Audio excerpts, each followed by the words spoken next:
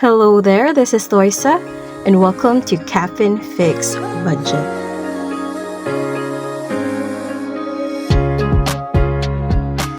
Hi, it's September 23 and it's currently, what time na ba? It's currently 10:12 p.m. So, I'm really overwhelmed yet again. So, I haven't been vlogging for the longest time because, one, I don't have much storage in my phone. So, I have to like delete and clear out some footages, and then I'm overwhelmed with all the orders then, and I was just wanting to I'm so sorry, I'm cutting some vinyls na kaya, and this machine is really loud, so I'm really sorry. So yeah, I'm currently printing and then cutting, and then I'm watching Catnip's video para may motivation akong gumawa. I usually do that. And then it is a bit of a mess, but honestly it's decent na kasi I put away some of the things. So I don't know if I've already shared it to you, but yeah, I moved to the other side of the room because my sister is occupying the other side. So, iba na siya ang orientation, and it kind of works for now. But honestly, I want my tables na purong ganito, but I just didn't have, kasi ang awkward na may ganito siya and it's lower than this. Gusto ko sana isang buong long table, but I guess ito na yung pinaka-long. So yeah, I digress. So yeah, I've been overwhelmed because the shop is doing great for the past few months, and then of August medyo matumal siya, but compared to the previous months, previous months medyo matumal siya, but kumpara mo siya last year, it's much more okay. So hindi ko alam kung saan kayo face. So yeah, so I really am overwhelmed kasi yung the usual ko na 7 to 10 orders per week, naging daily ko na siya na number. So I'm really overwhelmed, and I really have to do overtime, and it really got to the point now and I'm really exhausted and honestly unmotivated to work kasi parang my system is just overworked and overwhelmed at the same time. But yeah, I've managed to ship out a few orders, and then I'm working on another batch now. So yeah, may mga vinyls na ako nagawa, and I have to do mga bagong orders. So yeah, I'm just really overwhelmed, and nakaka-stress din kasi I'm really short sa budget ko this month kasi effect na ito ng ghost month ng August, but it's slowly backing up na, so I have to prepare na rin for my shop anniversary this October, and then the holiday season of course. So konti na lang yung mga stocks ko, and I really have to do a lot of restocks para hindi din ako marag. So yeah, please pray for me. So yan, meron ako ng mga organization stuff ko dyan, and my lampshade kasi hindi masyadong, if I don't have the lampshade, medyo dim dito na side. So I really don't know what this will be. Basta yung, hindi ko alam kung anong purpose ng pag-vlog ko nito, but I just want to let it out because it's not always, kasi sa social media, what we always see is the wins, the pretty things, the accomplishments, but we rarely share the downside of everything. So this is me sharing it. So because I don't know why people like admire my quote unquote business skills. So and so parang hindi naman business guru, but you know, I've unknowingly motivated people to pursue business, especially the creative, crafty ones. So, it's an honor, but at the same time, nasa-stress din ako kasi most of the time, hindi ko rin talaga alam yung ginagawa ko. And I guess I have the moral obligation to share na though pursuing what you love is really, you know, I don't know what the word would it be. No, not fulfilling.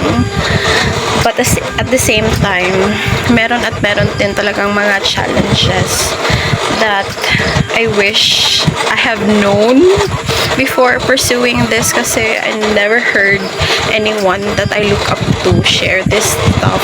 And now, parang nagulat ako na, oh my god, meron palang ganito din. Nakaka-stress siya. But we'll power through. As I always say, padayon gihapon. So we still continue. So kahit na super slow ng progress, padayon gihapon. And yeah, so might as well padayon gihapon ko sa paghimo og orders. So I'll continue doing orders. Hello, today is September 25 and it's currently 3:30 a.m. and this is a setup. I'm currently processing some orders. Ito na yung mga natapos ko and I need to pack them up. And meron pang mga pending.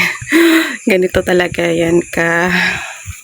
Basta may ginagawa ako, parang nagugulo, and I really have to improve my organization here. As you can see, nabahala na. Basta ganyan yung reality dito. So, minsan dito ko nagpo-process sa working table, minsan naman dito. I usually process orders here na malapit sa bintana during daytime para hindi naka-on yung mga lights to save electricity. But ngayon, I'm processing here since na-put up ko na kasi to earlier in the day. And as you can see naman, super gulo nito, and ayokong mag-organize muna kasi I want to prioritize making this para ma-ship out sila during the day. And yeah, 3:30 na nga ngayon. And medyo, yeah, it's too early. And kakakape ko lang, hindi ko pa naubos. And I really have to finish this para matapos ko na yung kahaba-haba kong list. And para makaprepare na ako sa mga gusto kong gawin, like launching new things, and also probably designing more para sa holidays, and prepare na rin the stocks kasi apparently paubos na rin yung stocks. Ito na lang ata yun. Ito na lang yung sa midi. And nandun yung pastel. I think I have to discontinue the pastel because hindi siya available locally here sa place namin. And I have to go to the main city to have them. And as you may know, mahal na talaga yung bilihin, and yung anong tawag dito, transportation din super expensive na rin, and parang it's a waste of time, energy, and money if pupunta ko sa main city namin, and yun lang yung purpose ng pagpunta ko doon.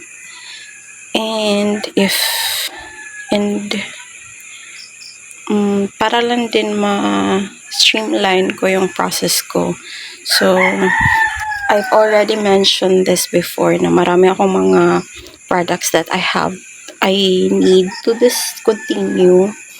And yeah, because I'm in the process of downsizing the shop kasi nakaka-overwhelm din i-keep up ang maraming products na ako lang yung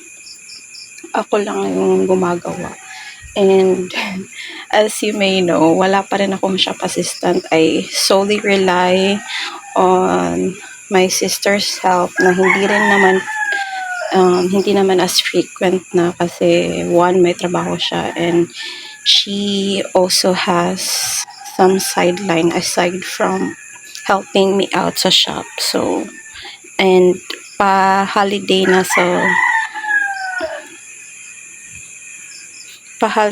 na, so for sure mas magbo-boom yung sideline niya, and I will not have the help that I need at that time because yeah, I still can't afford to have like a full-time shop assistant because pwede naman mag-hire, but I will not hire yung anong tawag dito if I cannot afford to pay a living wage.